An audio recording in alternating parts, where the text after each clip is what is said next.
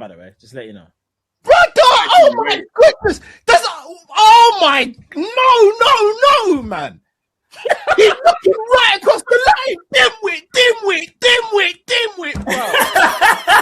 Oh my God, right there. Cal's crashing out. Cal's crashing out. Bobby got someone right. Oh my God. For the life of me, bro. Oh my, for the life of me.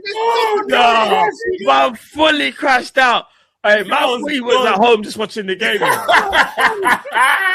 Man forgot he was chatting to him. He's just chatting to him on the bench. I wonder if I'll get away with it. No. You man aren't deep in it. He was going to bring on Salah, yeah?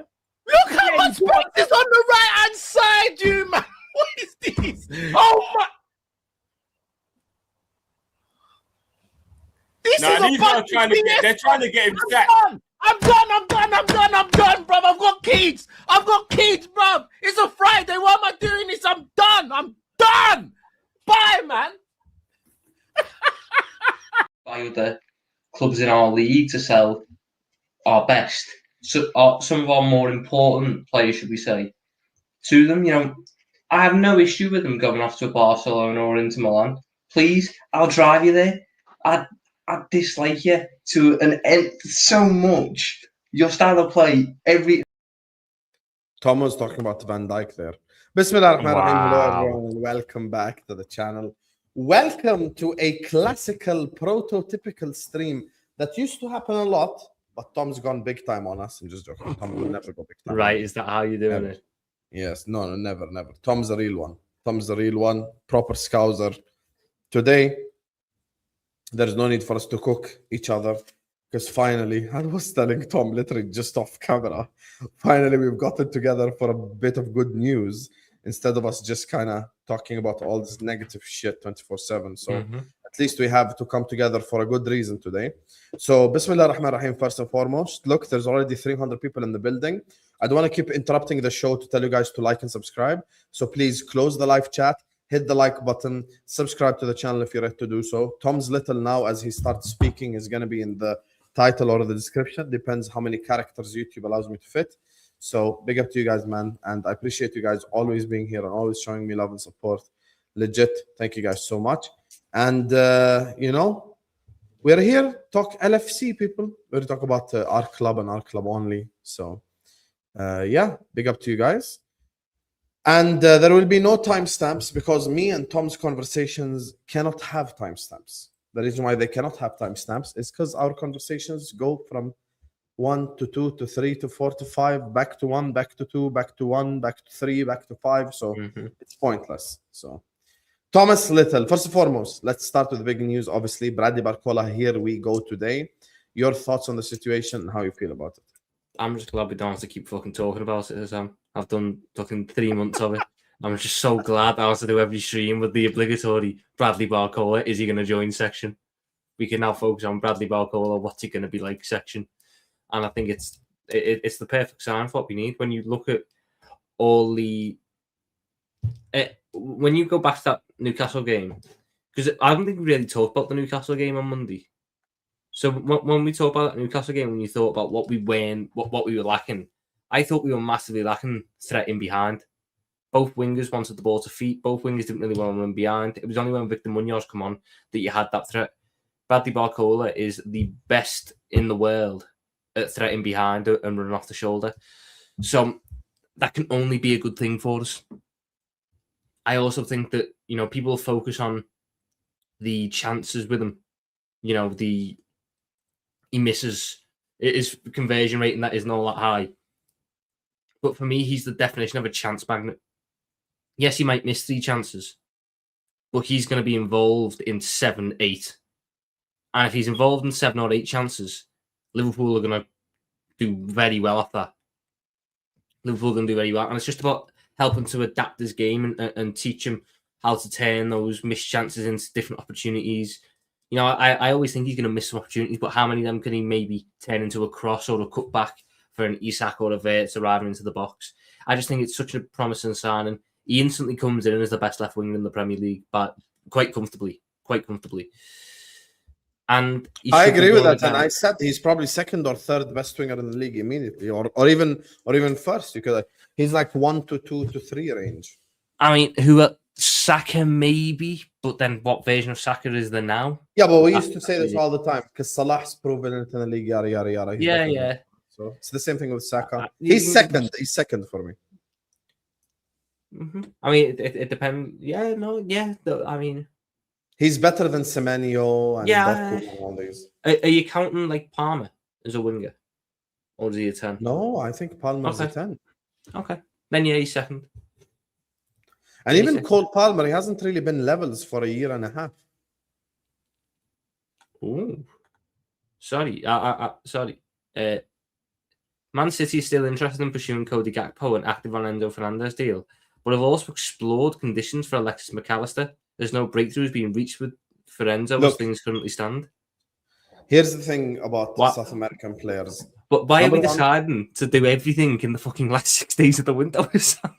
Here's the thing with South American players. Always trust their dads. McAllister's dad came out and says, I expect to be a Liverpool player, and so do I. I don't think McAllister's leaving Liverpool. Good. I don't want to. I actually thought he was quite good when he came on against Newcastle. I do think that they will be in for Gakpo, though. I think you see this right wing situation. I think Liverpool will immediately sell Gakpo the moment we sign a right winger. Bradley Barcola's in now, right? So forget it. Bradley Barcola's here. It's done. The one after, if we get Ismail Sarr or we get any right winger, I really believe that Gakpo is going to leave directly. Like, it's to the level where I think if we get a here we go that like a right winger is joining, we might get a here we go that Gakpo is leaving like an hour later. No bullshit. Yeah, I do think they're very contingent on each other. I think there is also a world where neither happens, where we don't get a right winger, therefore Gakpo doesn't leave. I do think there's a world where that happens, but I don't think it's the best. That's why I haven't guaranteed Gakpo leaves or anything. I still think there is. I think he wants him. I think he wants him. I think that you don't agree personal terms with other clubs if you don't want to move on. Yeah. But it's whether that ends up happening. I mean, the right wing situation is now where you're going to pivot to, isn't it? And for me, it's still the 3 names that we've been talking about for the past couple of days of Mbaye, Mbaye or Sarr. Which way do you think it's going to go at? I personally think it's going to go... I think it might go Sarr. I don't want it to go Sarr. I want it to go Mbaye. But I think it might go Sarr. I don't know how you feel about Sarr. For me, it's Mbaye 1, Sarr 2, Minte 3. For me, it's Mbaye 1, Minte 2, Sarr 3. I just don't think Sarr... Why is Sarr worse than Minte for you? Because when you consider what the type of winger we tried to buy on the right this summer, and I think you'll agree with me on this, they've went for the same type of winger pretty much every time. In Diamande, in Minte, in Mbaye, and to a lesser extent, Endrick, but a lot of the same traits are still there. It's about having a really quick winger who is comfortable operating out wide, as a one-on-one dribbling and beats his guy one-on-one, is very good at creating from wide areas in terms of crossing or cutbacks, and we're willing to sacrifice the goal scoring side of it because we're getting a goal scorer on the left and we've got a goal scorer up top. We're willing to get a more creative guy.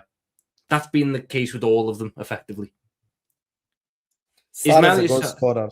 But the thing, Ismail Sarr is the opposite of that. Ismail Sarr isn't the greatest one-on-one out wide. He doesn't like to stand on the touchline and spread the play. He wants to operate inside. He's not got the greatest delivery. Ismail Sarr is a guy who's a prototypical inside forward who wants to be arriving in the box and finishing the chances, not creating them. To me, Ismail Sarr would be who you would get if you didn't get Barcola, but you still needed a winger like that. But you've got Barcola, so I don't see why you'd want to play 2 of them at the same time, i.e. Barcola and Ismail Sarr both. The only part doing the where same we disagree is I think football now, you need to have one or two things. And this is a really deep conversation. You know, I want to shout out to you, Mickey. Earlier on, you've been waking up and realizing this whole YouTube thing, it's not about clicks, it's not about who's good with who or any of this shit. It's just about us stating our honest opinions. Not everything needs to have an ulterior motive. Like, I give you an example. Me thinking Arsenal are going to win the league has nothing to do with views or any of this dumb shit. Because my top 12 most viewed videos have nothing to do with Arsenal. Not a single one of them. They're either Liverpool or one, surprisingly, is Man United. I watched this summer transfer window and I haven't ranted or complained about Barcola. And I'm fair and honest about it because from day one, you can ask Tom, I said this live publicly, the people in the chat will vouch. From day one, I said, guys, I know Barcola is going to be a saga. I've never ever once showed that my problem with Barcola is the fact that, he is going to join late in August. I have no problem with that. Everything I've ever criticized about Liverpool this summer, it's legitimately been a legitimate concern for me. And now we're sat here, all of us, and I mean all of us, Tom included, asking for a DM, asking for a right back, asking for a center back. Yesterday, I mentioned Barcola in front of my mom. My mom knows nothing about football. And she's like, oh, you're talking about this guy again? You've been talking about him for 2 months? Yeah, mom, I have been talking about him for 2 months. But Tom told me off stream, he's like, I've put him on 3 thumbnails and he's pissed off already. Tom, I put him on 300 thumbnails, never mind 3. You know how many pictures and different pictures Sean and Vel have had to find of Bradley Barcola? I fully believe we could have competed with Arsenal this season. And we still might if everything goes our way. If we have no injuries and all the players step up and it's a perfect rainbow world scenario where the birds are chirping and the ocean waves are nice and everyone looks great and feels great. Yes. But the problem is the position that we put ourselves in now. Shout out to Red Lion of Teranga, who's just been moving like a high school prefect recently, but he made one good comment. I feel a little bit disengaged. I can be engaged again. I can be excited again, but you're going to have to get me there type thing. You get what I'm saying? I'm not saying I'm not engaged. I'm not saying I'm not excited. I'm not saying I don't want to watch Liverpool play. I always want to watch Liverpool play. I'm excited to watch my team, always. I'm just saying it's almost like I'm waiting for Liverpool to get me off my seat type vibes. That's what I'm waiting for. I'm going to switch on Liverpool, Nottingham Forest, support Liverpool as I've always done my whole life. Back the club, back the team. But it's almost like I'm expecting them to prove to me that they should get me off my seat and be excited and back this team. I'm publicly right now in a 0-case scenario of backing the club. Just because I feel like we have failed to plan massively. And if we sign Ismaila Sarr, I don't even have a problem with my Ismaila Sarr. Me and Tom might disagree on this, where I'm the positive guy and he's the negative one. But I like Ismaila Sarr. I think Ismaila Sarr is a good player. My problem is timing, planning. We went from Yan Diomande to Minte and Mbaye to Ismaila Sarr. And all of this is happening 28th of August. Even all the Senegalese journalists who are coming out and saying, oh, Liverpool are going to be in for Lamine Camara and we're going to push and blah, blah, blah. Okay, what if his selling club doesn't want to sell? Now you've told the whole world, basically, you need a DM, and all of a sudden you don't go sign one if you don't sign someone in that position. My issue is, I think our starting 11 is really good.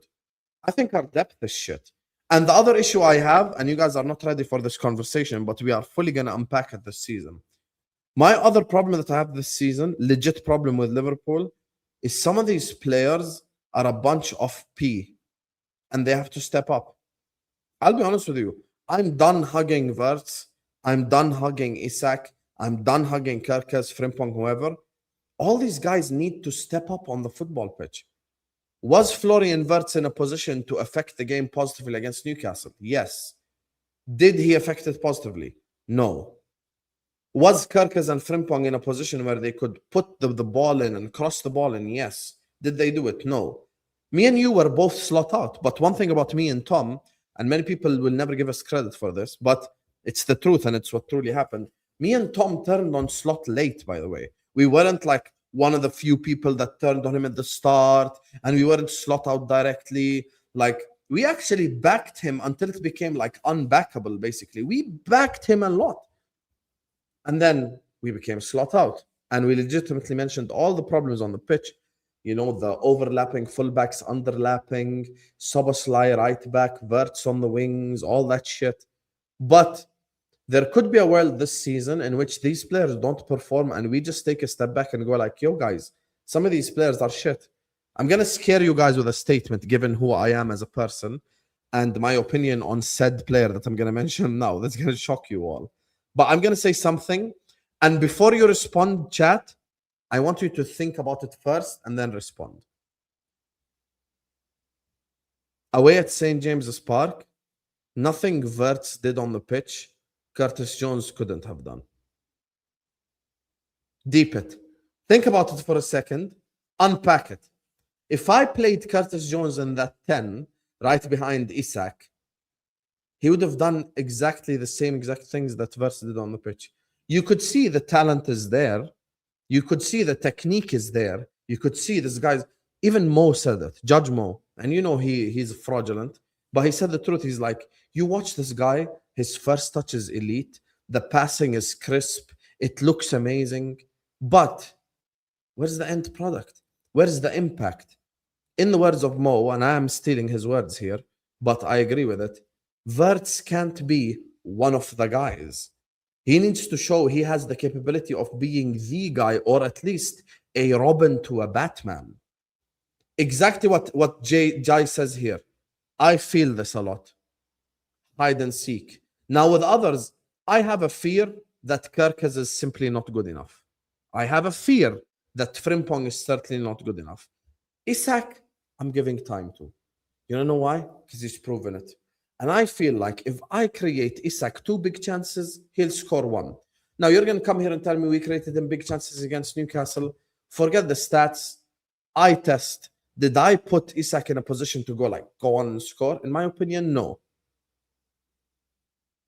I think if I create Isak 2 clear goal scoring opportunities, at least he's scoring 1. I still believe in Isak, but I don't believe in some of these players. And I believe in Iraola too. This is the same manager that took Bournemouth to Europe. I will remind you all, we only qualified as 5th on the last game of the season. Chat. Last game of the season, we came 5th. Bournemouth could have easily had Champions League football and us Europa, by the way. It could have been easily just like that, one shit result, and this could have gone to the shits. So am I excited about Bradley Barcola? Hell yeah, I'm excited about Bradley Barcola. This guy I'm working with right now will tell you, I wanted Bradley Barcola from Olympic Lyon days, from when he was a nobody. Me and Tom sat here and cried when PSG signed Kvaratskhelia for 60 million. We have never ever agreed more on a stream. We spent an hour crying to each other that we let a player at Kvaratskelia's ilk go for 60 million to Paris Saint-Germain. So it's not like we haven't recommended or asked for the club to buy players or called out players or shit like this. But now it's almost like the same shit that me and Tom would say about Chelsea and would say about Man United and would say about City also applies to us. They have to perform on the football pitch. Just because a player looks sexy doesn't mean he's better off than another guy. I don't think Gravenberch is that guy. I don't think Gravenberch is amazing technically. I think Gravenberch's passing looks shit on the eye. I'm not going to cook Gravenberch more than I do Verts just because Verts looks sexier at not affecting the game. So for me, it's not just about Barcola. It's about the other positions. And the $1 million question, which I'm going to ask to Tom after all this monologue, which links to this question. What are we? I feel like I'm in a relationship now, trying to find out. That was deep, that question. What are we? But what are Liverpool right now? Are we a top 5 side? Are we title contenders? Are we trying to win stuff? Are we just trying to play better football and get Champions League? What are we from a fan and a club perspective, Tom? Well, I can only speak for myself. For me, I know what my expectations are. I know what I want as a minimum out this season. And what I want as a minimum out this season is a top 3 finish, minimum quarterfinals of the Champions League, and a trophy.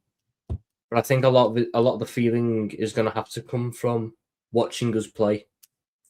I think that people are very eager to put to sort of predict a stance or make a stance at the start before you've seen anything, and then try and stick with that stance as everything develops.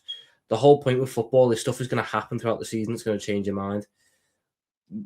We could look really good in the next 4 games, and then everyone who's sitting there, and the league could, Arsenal could drop points and City could drop points. Everyone's view will change. So for me, you just got to go with what you're feeling in the moment. I don't like to. I have a minimum expectation, but in terms of what we are as a team that should be winning football matches right now. We're a team that should be winning football matches and playing the correct style of football for the football club, and we'll see where that takes us at the start. Once we start to get further into the season, that's where we can start to figure out what we are. But the landscape isn't there yet. We're 1 game into the season. Let me reverse that on you. Just a small question. We should win first Anfield game, everything. Glasner has Liverpool by the balls since he joined. Or Slot by the balls, but he has Liverpool by the balls. What happens if we lose 1-0? Then what? Disappointing. I need to see what it looks like. We lost 1-0 to Nottingham Forest in Slot's first season and went on to do something we didn't think we could imagine. So, again, stuff needs to happen. I need to see a little bit more from us before I'm going to start making these things. I know what I expect from us at the end of the season. And I know what I want to see for the time being. What I want to see for the time being is Liverpool to win some football matches and Liverpool to play the correct style of football in winning those football matches with the high pressing, with the verticality, with the intensity. You get me there, and that will cover me up until October. Once we get to October, that's when I'll start to. Tom is PR trained now. I'm not PR trained. He gave a great answer. Tom, how will the Liverpool fan base react if we lose to Forest? That's the question. The Liverpool fan base will lose their head. They'll lose their head massively. That it'll be a complete crisis. Because that's what Liverpool Football Club do, and that's what the Liverpool fans do at this point in time, unfortunately. I wouldn't be having the crisis, but I think there'll be a lot of, there'll be a lot of fear-mongering, there'll be a lot of moaning. I'm sure that Verts will get loads of it, Isak will get loads of it. It comes down to, do you think we're going to lose 1-0 to Nottingham Forest? And I don't think we are. I think we will beat them. I think we will. I'm not like unconfident or have a lack of confidence in this in the manager or the players. I think they have pride as well, and they're going to step up and beat them. But the reason why I asked that question is I'm willing to support Andoni Iraola to a very high degree because I rate him. But if we lose this Saturday, God forbid, I feel like the voices that throw the expectations out there that Liverpool can win the league or should challenge or etc., you're gonna see a lot of anti-Iraola stuff. Well, I think it's gonna depend on the type of loss, though, isn't it? So if it's like a lot, but it's how it happens. So if it's 1-0, but we don't really look like scoring, it's a drab game. You know, like the 1-0 which we lost in Stott's first season, where we didn't really create anything, we didn't do much of anything, and then they hit us on the break. Yeah, I think you'll get that reaction. If it's a 1-0 loss where like we fucking batter them, but we miss in every way you can imagine, we hit the post, we hit the bar, cleared off the line, goal ruled out for offside, whatever. I don't think it'd be like that. I think people right now. I just think this fan base is ultra sensitive right now. Sure, certain we're gonna basically explode at some point in time. Certain sections are, but I don't want to put all of that in on everyone. I'm sure there'll be the vocal minority that do that, but for me, I wouldn't be like that, and I think there'll be a lot of people. I support Iraola. You know this. I like him. I just think the one thing it does expose is there's a lot of people who say they'll give time, and then when it's time to give time, they don't want to give time anymore. Facts, by the way. I think it would expose a lot of people on that front. I'm willing to give Iraola time. I'm willing to give him a lot of time. We gave Slot up until November last year. Unless Iraola had us like fucking bottom half of the table. This season's a pretty fair give for them. Season's a pretty fair give. So there's a lot of things into it. We also the one thing you know as well as I do, Husam, we could lose 1-0 to Nottingham Forest on Saturday at 12:30. If Saturday 5 p.m. you saw Liverpool, Lamine Kamar's Liverpool, here we go, and an hour later, Ibrahim Mbaye's Liverpool, here we go, the atmosphere completely changes. Oh, we've got signings. Oh, here we go. So I just think that there's a lot of people who are searching for dopamine. I call it searching for dopamine. That's what they're after. They're desperate for dopamine. That's not what football fandom is. Sometimes it's about waiting. Sometimes it's about not getting what you want. I just think, for me at this point in time, I just want to see Liverpool winning football matches for the time being and playing a style of football that I think Liverpool should be playing. High intensity, high verticality, high pressing. If you give me that, I'm content for the time being. Once we start getting later on into the season, that's when I'll start to adjust things and expect things and demand things. But right now, fuck me, Husam, we'll be 2 games into the season and there'll be people calling for people's heads. It makes no sense. What happens to having just a little bit of patience? Here's the thing. Little cop-out. Big up to you. I even enjoy watching you talk about football and stuff. But the reason why I don't blame Iraola for the goals we conceded is they are so preventable and easily defendable against. You see why I'm so anti-player this season? I'm usually so pro-player. This is the first season where I'm going to be anti-players in general, plural, because they have nothing to hide behind anymore. If I put Tom on a dodgeball stream and he looks like an idiot next to the others, it's my fault because he's in a position he's uncomfortable with. But if I put Tom on a football stream and he looks like an idiot, it's Tom's fault because football is his forte. He's supposed to know what he's doing. You watch the 2 goals we conceded against Newcastle. The second one is as pathetic as they come. Wirtz and Gravenberch, or is it Wirtz and Szoboszlai? Wirtz and Szoboszlai. So sorry, Gravenberch decides to backheel it in the final third. We lose the ball. Wirtz and Szoboszlai both don't pull his shirt down and just foul the guy. Virgil van Dijk doesn't get too tight, and Jeremy Jacquet is far too wide. That goal is legitimately on 5 players, not just one. Legit. I mean, I did never asked you who you actually blame for the first goal we conceded. For the first goal, I'm trying to remember. It's the one where the first goal. I blame Van Dijk on that one because he should be closer to Asula. I think the defense was a bit too deep all game. Considering how high you want to commit players forward, you can't have that big of a gap. So Van Dijk should have been tighter on Asula in that situation. But Gravenberch should never be playing that. Shouldn't be making that decision. He has Isak making a run off the shoulder, Szoboszlai making a run off the shoulder, and Wirtz there for a simple cutback. And he tries this eye the needle thread the through ball through to Gakpo, which is never going to come off. It gets intercepted, and then because Gravenberch just dribbled forwards and Szoboszlai's in the channel, we've got no midfield, so that's where Van Dijk needs to be higher up on Asula, touch tight to prevent him from turning, because once he turns and starts running at Van Dijk and Jacquet, they've got to go back. I also bemoan Kerkez. I actually think Kerkez could have stopped it all right at the start on the basis of if Kerkez is slightly more proactive, you know, when Dedic clears the ball, if Kerkez is a little bit more proactive, he intercepts the clearance because it's not the greatest clearance, but he's just so far back from the play that he can't intercept it, and then Alanga gets a run start on him and he can't keep up. If Kerkez is proactive, yes, he might miss it and then Alanga's in, and it's in a 3-on-3 at that point, and then I'm sitting there going, you know what, it is what it is.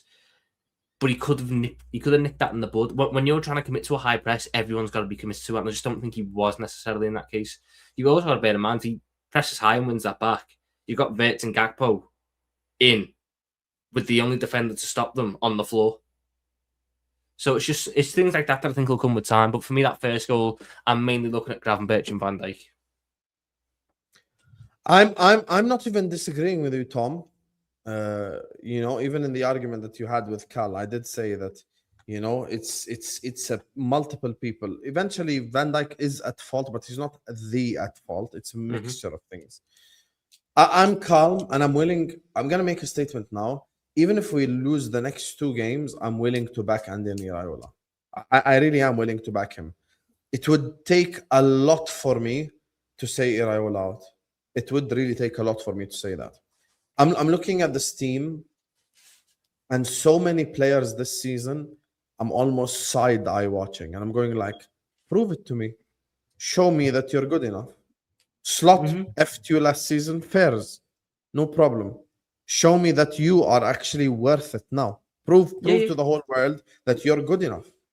At some point in time, shout out to Shaq, and he said this on TNT, and I agree with him. You have to stop babying the players. I can't, and I'm saying this publicly right now to all of you guys, all 700 of you are all Liverpool fans who will watch me with rivals and with Liverpool fans. Bro, we can't keep babying these players. We can't. We can't every single time make excuse after excuse after excuse. Mickey mentioned earlier about Van Dijk. Yes, that's another player that, according to all the standards merchants, has to perform because he's held to a higher standard because he's Virgil van Dijk. So he's got to perform. All these players have to step up. All these players have to show that they are capable of performing at a high level, or else this whole thing is just pointless and we're just wasting everyone's time. Let me just do these super score and move on, talk about, more Liverpool related stuff. Actually, I'll make this the last one because I want to get your opinion on this. Big up to all of you guys locked in. By the way, we have 700 people watching us. Please hit the like button. Please subscribe to the channel if you're ready to do so. Every single one of you, please like and subscribe now. Let's get 200 likes ASAP. So please close the live chat and like the video. And don't forget to follow me on Instagram as well. The link is in the pinned comment at DonHusam6. The road to 80K continues. I'd rather take a chance on Munoz at the right until January and go for Ryan than buying Sarr or Minte. That's going to be my next question to you. I don't. What happens if we sell Gakpo and just play like Rio and Munoz on the right? Then the dickheads, you're short on a winger now, and you need 4 wingers at a minimum. If you sell Gakpo, you're down to 3. Yeah, Gakpo should only leave once we get the 4th one in. So I wouldn't even want to imagine a world where they sell Gakpo with no replacement. But I don't see it with Ryan personally. And I think I've maintained that all summer. I don't see why people are desperate for him. We're talking about 130 million quid in January. That's his release clause. That's more than Barcola for someone who's played 16 games. I agree with you. I don't think Ryan's worth the money. Barcola likes spacing behind and kick and run. Not convinced that it will translate in the Premier League. Verton, Isak not clicking. You need a better defense. I agree with us needing a better defense all day. I don't think Barcola's kick and run though. I think that's so unfair on Bradley Barcola. I also think that spacing behind the Premier League is very fucking common. We had loads of it against Newcastle. We just didn't take it. Liverpool won a Premier League under Jurgen Klopp off the back of spacing behind. Yeah. It does exist if you're quick in transition. The problem is, if you're not quick in transition, teams will drop in and cut it off. I also think it's a bit limiting the Barcola to call him kick and run. He's a very good dribbler. He's very good close control. He's very technical. He's not more than just kick and run. I also think the defence thing, look, a lot of the defensive problems come from a structural problem.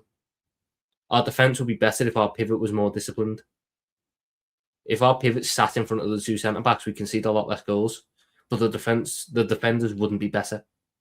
They would be the same defenders they are now. They'd just be put in less compromising positions. So, I feel on the defence. I think we need a right back. But the rest of the defence, I'm pretty calm with. It's about fixing the structure. You could have the best centre-back. You could have the best centre-back partnership on the planet, the best left-back and the best right-back.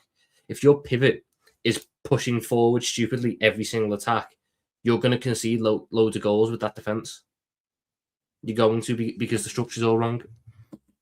So it's not a surprise to me that when McAllister come on against Newcastle and was willing to sit in front of that defence, Liverpool looked stronger because they had a better structure.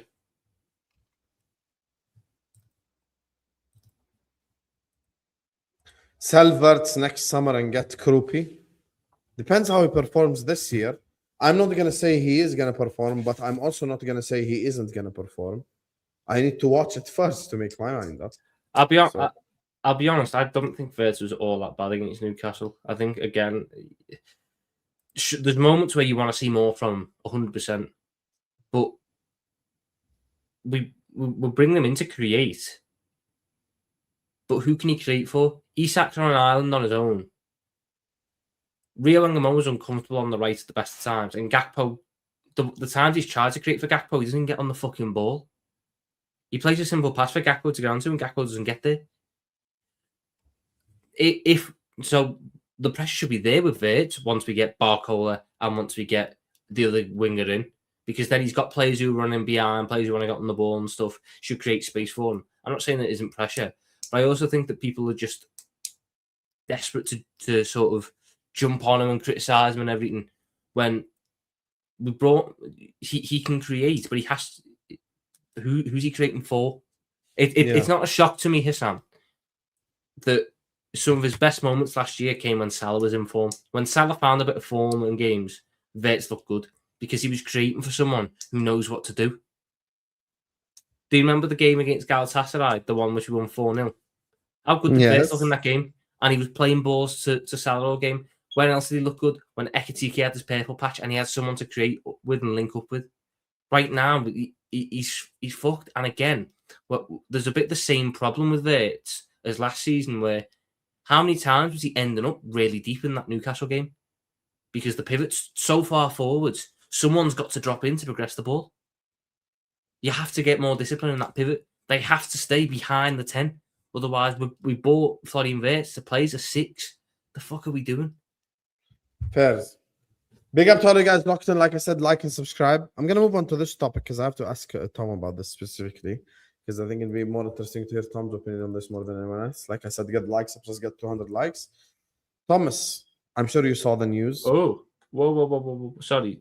I don't know how much you know about the Lamine Camara thing. I'm going to fly through it dead quick. Chelsea are pushing for Lamine Camara to replace Enzo Fernandez if Enzo Fernandez goes. That's like sort of happened all in the past hour or two. Then this Senegalese journalist was the one that broke the news and reported it. He's just said there's a strong likelihood that transfer will come to fruition, Lamine Camara to Chelsea, as Manu Kone remains Liverpool's priority in midfield. The main obstacle, however, is still AS Roma, which is not open to selling at this time. This kind of comes back to the shit we said earlier, which is, why are we leaving all this towards the end of the window? Why couldn't we just do this? You see, chat, when I criticize, I promise you, I don't just criticize like this. Well, no, once again, why didn't we do this shit 3 months ago instead of giving ourselves 3 days to make signings? Once again, same things again. We do this all the time, and it just triggers me so much. Like, we never ever do everything we need to do just like once and for all and just be a serious club. We can't do this every single time. We have to like leave 1 position short, 2 positions short, yada yada yada yada, and we're here every single time. Who would you rather? Who would you rather, Kone or Kamara? Of course, Kone. Kone is a bit more injury prone, of course, but Kone is the better player now. I think I'd probably rather Kamara. You know. Yeah, but you like the youngster approach. I just think Kamara's a little bit better defensively, and that's what I'm after. Kone's a lot better on the ball. Kone's a really good passer. I can see why they want Kone, but I personally would prefer Kamara. But do you want me to answer this one? If we pay to bring back Trent, we are an unserious club. Go on, Tom, your response to bringing back Trent? Do it. Wow. I'd do it. Wow. I would do it. Everything you've said about Trent, Thomas. You're going to be on full screen until you just tell me, explain to the chat. Chat, put 1 in the chat if you're convinced, and 2 if you're not. Go on, Tom. What about why I want Trent back? Yes. Hey, look, we all say things. We all do things that we might not mean. They might be emotional things, but we can all get over that. We can all forgive each other. At the end of the day, we're looking to get 2 wingers who are extremely good at running behind, and we want to see a lot of verticality in the team. So you go and get the best passer in world football for that, who we know can work when we're trying to play that style of football. You do it every day of the week. And then you get the added bonus of he comes back having had a harder time at Real Madrid. And any time any player goes to leave for Real Madrid, we lock them in a room with Trent and make him sit there and tell them all the bad things that happened to him. And then they never want to leave.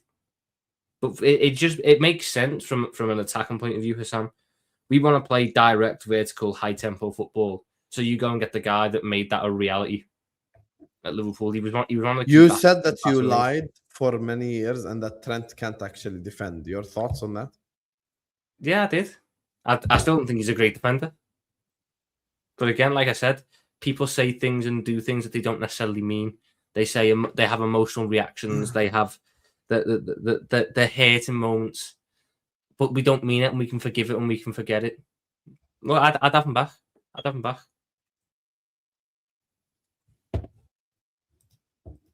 I just think he fits everything that you want us to do.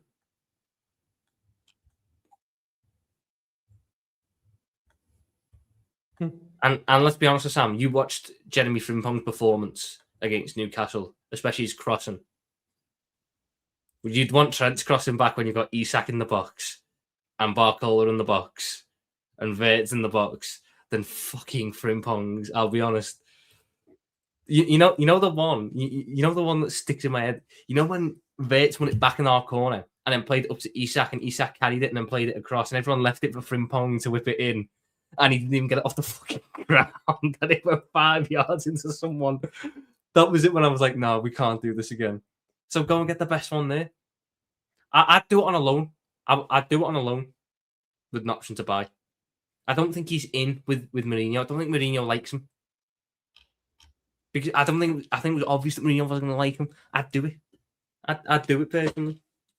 I'd still do Duella as well. There are other right backs I'd have. But I'd have Trent back. How much would you pay for Trent? How much would I pay? Yes.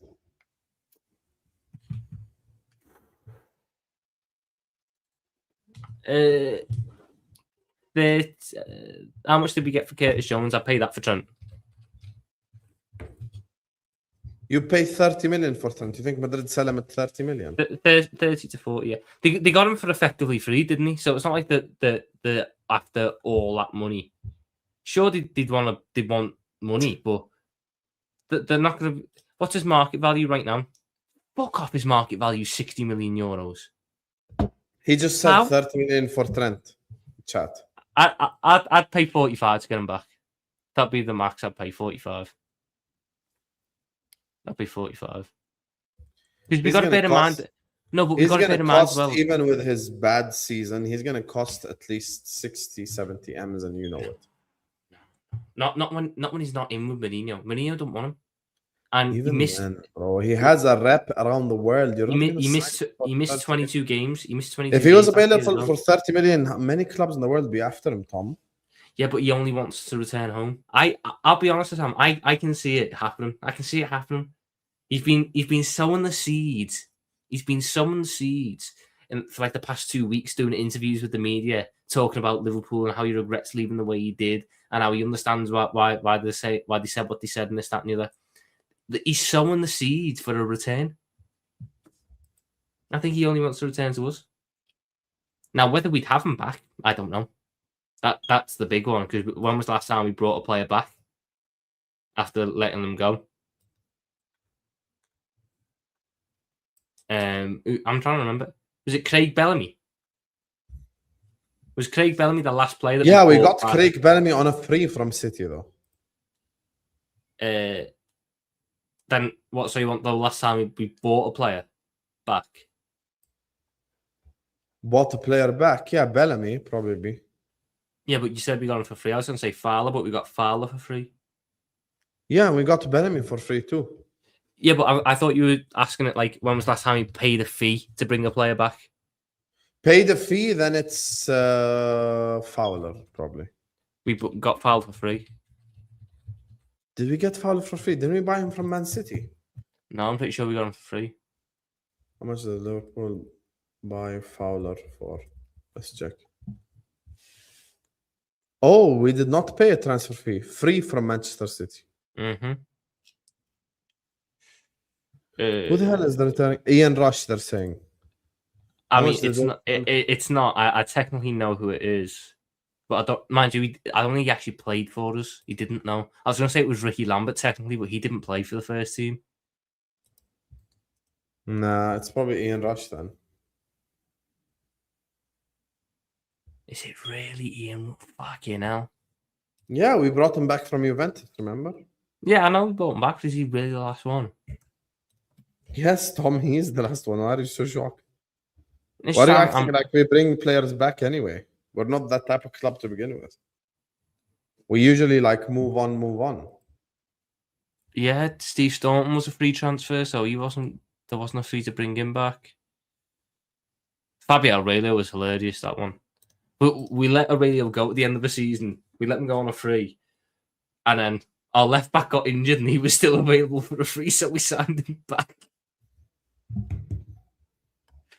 Yeah, Ian Rush then. But you know what, Husam? It's the first time for everything. It's the first time in this millennium for Liverpool to pay a fee to bring a player back. I'd do it. I'd do it. I think it could work with what we're wanting to do. Do you not think it could work? I wouldn't bring Trent back, Tom. Because the Okay. first stint will never be as good as the second stint, sorry, will never be as good as the first one.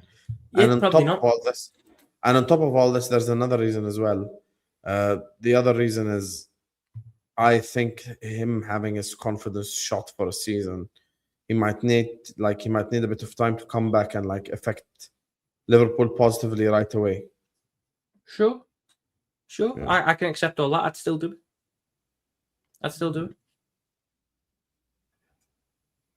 Just imagine, Husam. Just imagine for a second. We got. I'll even bite the bullet for you and say Ismaila Sarr. Even though I don't want him, I'll bite the bullet and go Ismaila Sarr for you. Imagine we had a front line of Ismaila Sarr, Bradley Barcola, and Alexander Isak, all just waiting for Trent's deliveries all game. And when it's not time for Trent to deliver, it's time for Verts to play the intricate through ball. You tell me you wouldn't be on board with that? Trent Tell is me an we wouldn't be elite. cooked. Trent is an elite passer, so of course, on paper, we should all be down for Trent joining Liverpool. On paper, 100%. No one will ever deny that. However, like, I don't know, man. I also think he's actually quite good for the structure because he can do a lot of work from deep. You know, in terms of his passing can be done from deep on the pitch, and he can cross from deep on the pitch, so we won't be fucking the structure of the team up by doing that, which is, I think, a bigger problem than individual defensive ability. It's how the team ends up shaping up when we lose the ball. Our rest defense is fucking awful at times. Trent is naturally good in a rest defense because he operates deep, so you're always effectively going to have a back three. I don't think it happens, but I would do it. I don't think it happens, but I would do it.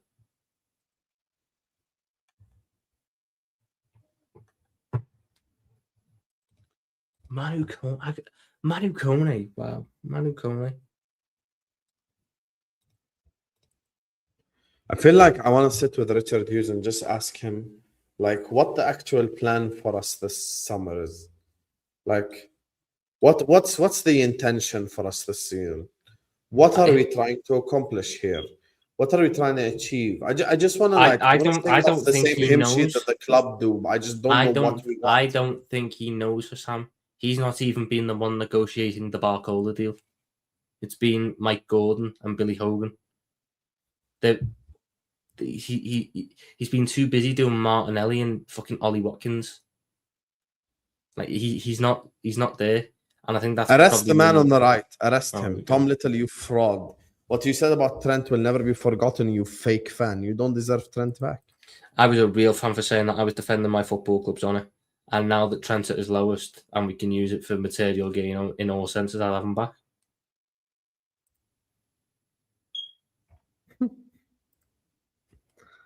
Oh God. I just remember everything that, like, I really just remember everything Tom said, like, about. I remember everything Tom said about, like, Trent when he chose to go to Real Madrid. He And was I a rat. just can't He even. was a rat. I can't even imagine you like singing his name or some shit. Like I just. Oh mate, can't. I'd do that no problem if he was back in Liverpool shirt. No problem. It'd actually mean more. It'd mean more because it'd be like the perfect example to show as to why you never leave Liverpool. Because you never have it as good unless you're Luis Suarez. But you never have it as good when you leave us. That's the way I'd be doing it. Now, if he goes to another Premier League club, Husam, none of this. I never said any of this, and he was always a rat. So it's gonna be a very extreme reaction either way. Although Imagine I'll he be goes honest, to Man City. him feeding fucking Haaland all game, Christ, That would actually be dangerous. That'd be a problem. That'd be a real problem. That would be dangerous. Happy with Barcola, but we need that DM man ASAP. I don't even disagree that we need a DM. I don't.